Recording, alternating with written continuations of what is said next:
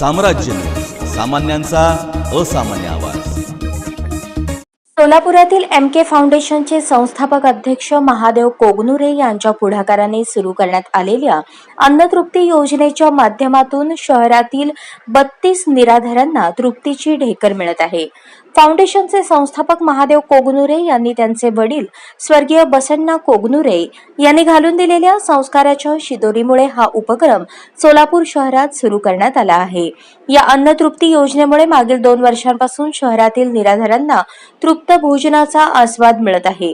सोलापूर शहरातील माशाळ वस्ती, विजापूर रोड, जुळे सोलापूर भागातील निराधारांना 2 वेळा घरपोच जेवणाचा डबा फाउंडेशनच्या वतीने दररोज पोहोच करण्यात येत आहे। फाउंडेशनचे संस्थापक महादेव कोगनुरे यांनी बुधवारी या उपक्रमाची स्वतः पाहणी केली। यावेळी त्यांनी निराधाराची भेट घेऊन त्यांच्या अडचणी जाणून घेतल्या।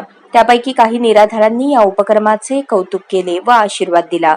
उपासमारीच्या अशा वेळेस आम्हाला 2 वेळचे जेवण मिळत आहे, हेच आमचे नशीब, अशी भावना त्यांनी व्यक्त केली। भविष्यात डब्यांची संख्या आणखी वाढवण्याचा मानस त्यांनी व्यक्त केला। अन्नपूर्ती योजनेच्या माध्यमातून रोज डब्यात चपाती, 2 भाज्या, चटणी, भात दिला जातो।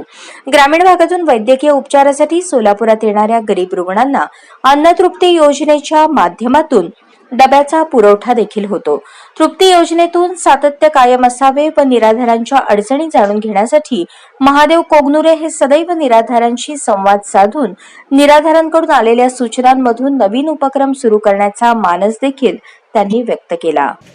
आमच्या अन्नतृप्ती योजनेतून गेल्या 2.5 वर्षापासून जे वयस्कर लोक आहेत, ज्यांना कोणाचा आधार नाही आहे, अशा लोकांना आम्ही आमच्या फाउंडेशनच्या माध्यमातून 2 टाईपचा डबा देत आहेत। ह्याच्यामुळं मला खूप आनंद वाटतो आणि त्यांचा आशीर्वाद मिळतो।